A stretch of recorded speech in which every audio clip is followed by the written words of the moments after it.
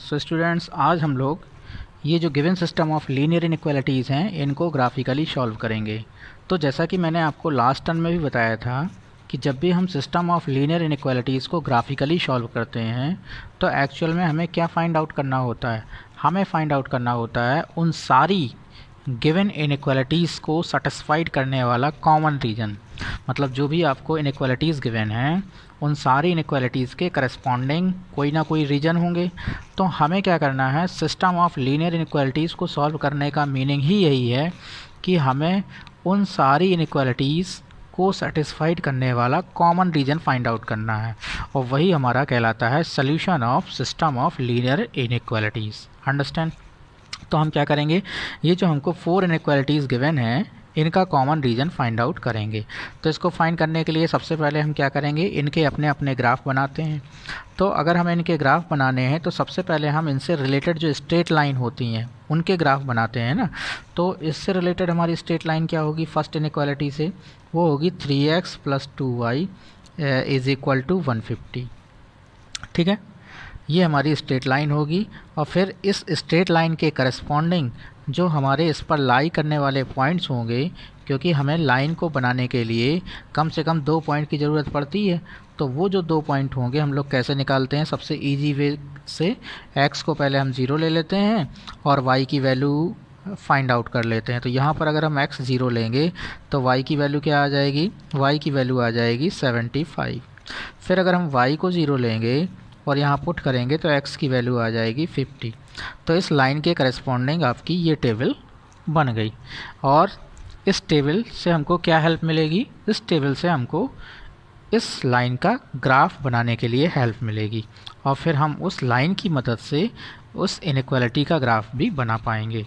ठीक है, फिर इसके बाद नेक्स्ट हमारा इनइक्वालिटी के करस्पॉन्डिंग जो लाइन है वो क्या होगी, x + 4y ≤ 80। तो इसके करस्पॉन्डिंग हमें चूंकि लाइन कंसीडर करना है तो हम क्या करेंगे, इक्वल साइन यहाँ कंसीडर करेंगे। तो x + 4y = 80। तो इसके करस्पॉन्डिंग हमारी जो टेबल होगी जिसकी हेल्प से हम लोग इस लाइन को बनाएंगे तो वो क्या होगी, x y, firstly we will consider x is 0, then we will get y 20। Similarly y को 0 लेंगे तो यहाँ पर x आ जाएगा 80।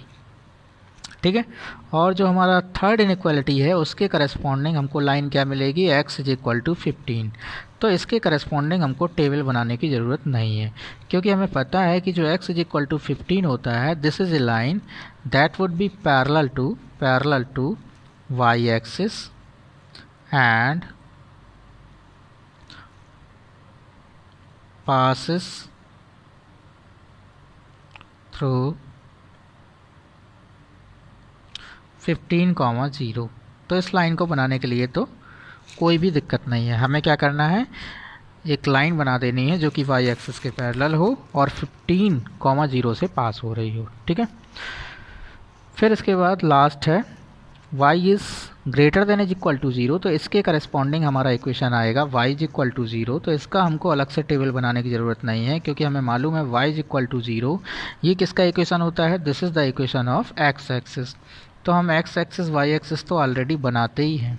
ठीक है, तो अब हम क्या करेंगे, इन सारी लाइन के करस्पॉन्डिंग जो इनइक्वालिटीज़ हैं उनको हम लोग ग्राफिकली देखेंगे कि वो कौन सा रीजन रिप्रेजेंट कर रही हैं, और फिर हम सारी इनइक्वालिटीज़ का कॉमन रीजन देखेंगे। ठीक है, क्योंकि वही हमारा सल्यूशन होगा। तो हम लोग करते क्या हैं, यहाँ पर अपने एक्सिस बना लेते हैं। Suppose this is y axis and this is x axis. Understand? चूँकि x में हमको मैक्सिमम कितना चाहिए, 80 चाहिए। देखिए यहाँ x वाली लाइन में मैक्सिमम 80 है, तो 10-10 का हम लोग इंटरवल चूज़ कर लेते हैं। सो 10, 10, 20, 30, 40, 50, 60, 70, 80, 90। ये हमारा हो गया 10, 20, 30, 40, 50, 60, 70, 80, 90। ऑन y एक्सिस भी हम, चूँकि y एक्सिस में मैक्सिमम हमको 75 चाहिए, तो इसमें भी हम 10-10 का इंटरवल कंसीडर कर लेते हैं। 10, 20, 30, 40, 50, 60, 70, 80, 90। तो 10, 20, 30, 40, 50, 60, 70, 80, 90। ठीक है, अब हम लोग क्या करेंगे, इनके ग्राफ बनाते हैं सारी लाइंस, और फिर उनके करस्पॉन्डिंग इनइक्वालिटीज़ का जो भी रीजन होगा उसको ऑब्जर्व करते हैं। तो सबसे पहले हम ग्राफ बनाएंगे 3x + 2y = 150 का।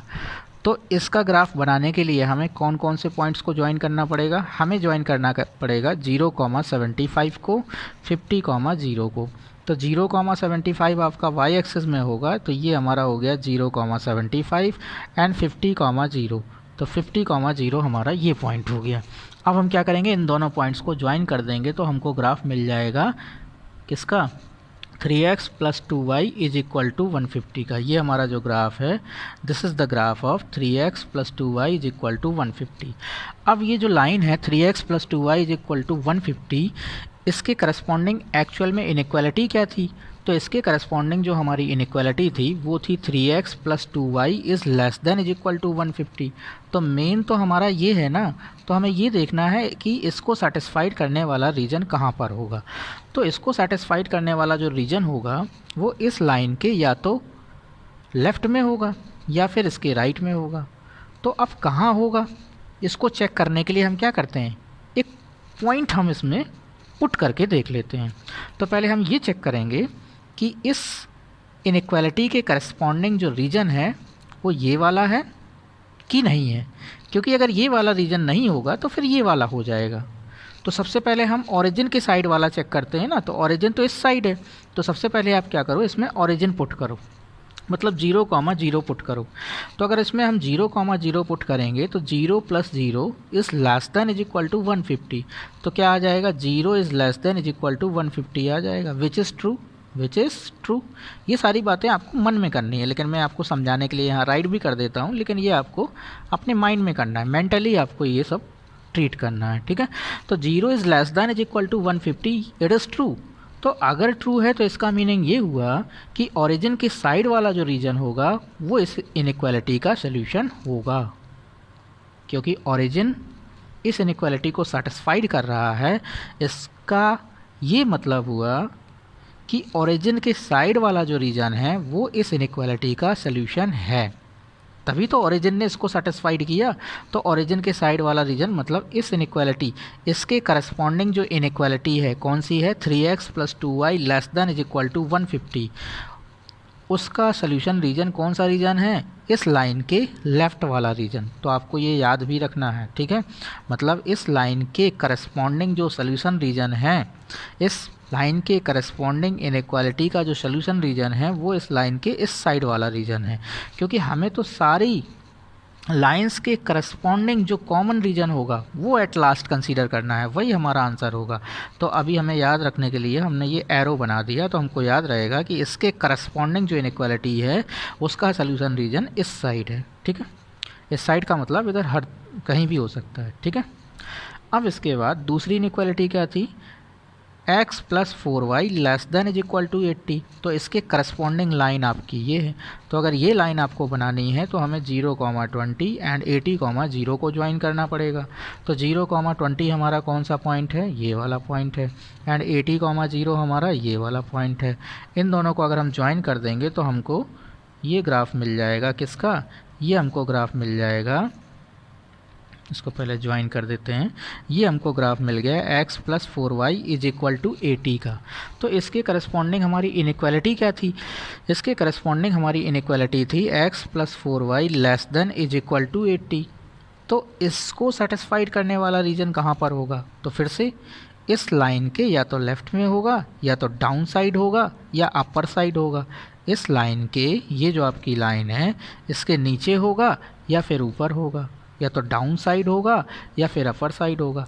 तो किस साइड होगा, तो सबसे पहले ओरिजिन के साइड वाली साइड को चेक करते हैं। तो ओरिजिन हमारा इस साइड है ना, डाउन साइड है, तो ओरिजिन इसमें आप पुट करो। तो अगर हम इसमें ओरिजिन पुट करेंगे तो फिर से हमारा क्या आएगा, 0 ≤ 80, विच इज़ ट्रू। इसका मतलब ओरिजिन इसको भी सेटिस्फाइड कर रहा है। तो अगर ओरिजिन इसको भी सेटिस्फाइड कर रहा है तो इसका मीनिंग ये हुआ कि ओरिजिन के साइड वाला जो रीजन होगा वो इस इनइक्वालिटी का भी सोल्यूशन रीजन होगा। तो ओरिजिन के साइड वाला जो रीजन है वो इस इनइक्वालिटी का भी सोल्यूशन रीजन है। मतलब इस लाइन के करस्पॉन्डिंग जो इनइक्वालिटी है, इस लाइन के करस्पॉन्डिंग जो इनइक्वालिटी है which is x plus 4y less than is equal to 80, उसका सोल्यूशन रीजन कौन से साइड वाला होगा? ओरिजिन के साइड वाला, मतलब इस साइड वाला। ठीक है, तो हम यहाँ पर एरो बना देते हैं कि जो हमारी ये सेकेंड लाइन के करस्पॉन्डिंग इनइक्वालिटी है उसका सोल्यूशन रीजन इस लाइन के इस साइड है। ठीक है, अब इसके बाद थर्ड इनइक्वालिटी क्या है? थर्ड इनइक्वालिटी है हमारी x is greater than is equal to 15 और इसके करस्पॉन्डिंग लाइन क्या है? x is equal to 15। तो x इज इक्वल टू 15 हमारी जो लाइन है y एक्सिस के पैरेलल होगी एंड 15, 0 से पास होगी। तो इसका ग्राफ तो हम लोग डायरेक्टली बना सकते हैं। तो हमें क्या करना है, एक लाइन बनाना है जो कि y एक्सिस के पैरेलल हो एंड 15, 0 से पास हो। तो ये हमारी लाइन हो गई x इज इक्वल टू 15 और ये कहाँ से पास हो रही है? 15, 0 से पास हो रही है। तो अब इसके करस्पॉन्डिंग जो इनइक्वालिटी है उसको सेटिस्फाइड करने वाले पॉइंट्स क्या होंगे? तो ये इनइक्वालिटी एक्चुअल में क्या है? x is greater than is equal to 15, मतलब x की वैल्यू 15 या 15 से ग्रेटर हो। तो x की वैल्यू 15 या 15 से ग्रेटर 15 के आगे ही तो होगी, मतलब इस लाइन के आगे ही तो होगी, क्योंकि यहाँ पर तो x की वैल्यू 15 है, 15 से बड़ी चाहिए। तो 15 से बड़ी वैल्यू आपको x की कहाँ मिलेगी? ये आगे ही तो मिलेगी। मतलब इस इनइक्वालिटी, इस लाइन के करस्पॉन्डिंग जो इनइक्वालिटी है उसको सेटिस्फाइड करने वाला रीजन वो इस लाइन के इस साइड होगा, इस लाइन के इस साइड होगा। इस लाइन के करस्पॉन्डिंग जो इनइक्वालिटी है which is x is greater than is equal to 15, उसको सेटिस्फाइड करने वाला रीजन इस लाइन के इस साइड होगा। तो यहाँ पर भी हम ये एरो बना देते हैं कि इसके करस्पॉन्डिंग जो इनइक्वालिटी है उसको सेटिस्फाइड करने वाला रीजन वो इस साइड है। ठीक है, अब इसके बाद लास्ट हमारा है line y is equal to 0। तो y इज इक्वल टू 0 हमारा क्या होता है? x एक्सेस होता है, तो वो तो ऑलरेडी बना हुआ है। y इज इक्वल टू 0 तो हमारी लाइन ऑलरेडी बनी हुई है। लेकिन इसके करस्पॉन्डिंग इनइक्वालिटी क्या है? तो इसके करस्पॉन्डिंग जो हमारी इनइक्वालिटी है वो है y is greater than is equal to 0, मतलब y की वैल्यू क्या होना चाहिए? 0 या 0 से ग्रेटर होना चाहिए। तो y की वैल्यू 0 या 0 से ग्रेटर ऊपर ही तो होती है, y की वैल्यू 0 या 0 से ग्रेटर x एक्सिस के ऊपर ही तो होती है। तो इसको सेटिस्फाइड करने वाला जो रीजन होगा वो x एक्सिस के ऊपर वाला रीजन होगा। अब आप सोचिए कि ऐसा कौन सा रीजन है जो चारों इनइक्वालिटीज़ को साइमल्टेनियसली सेटिस्फाइड कर रहा है। अब हमें ये सोचना पड़ेगा कि हमने सारी इनइक्वालिटीज़ के करस्पॉन्डिंग जो इंडिविजुअल रीजन्स हैं, जो उनको सेटिस्फाइड करने वाले इंडिविजुअल रीजन्स हैं, वो हमने सारी इनइक्वालिटीज़ के करस्पॉन्डिंग देख लिए। अब हमको ये देखना है कि ऐसा कौन सा रीजन है जो सारी इनइक्वालिटीज़ को साइमल्टेनियसली सेटिस्फाइड कर रहा है। तो वो रीजन बच्चों आपका, वो रीजन जो है हमारा ये है,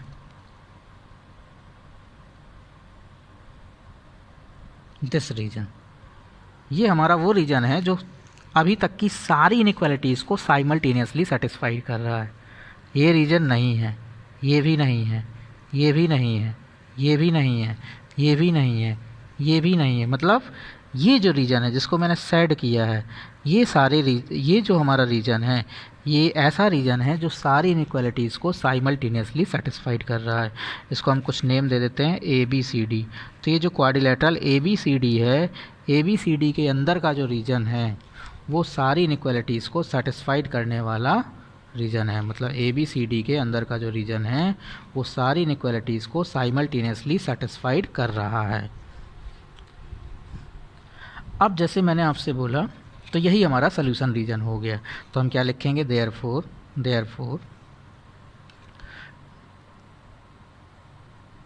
all the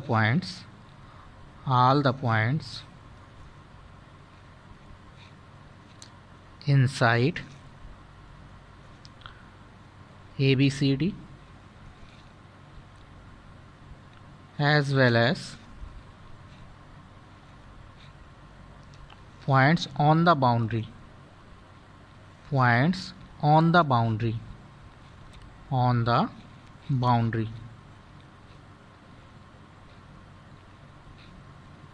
बाउंड्री वाले पॉइंट्स क्यों सिस्टम ऑफ इनइक्वालिटीज़ के सोल्यूशन है? क्योंकि सारी सिस्टम ऑफ इनइक्वालिटीज़ में, सारी इनइक्वालिटीज़ में इक्वल साइन भी है।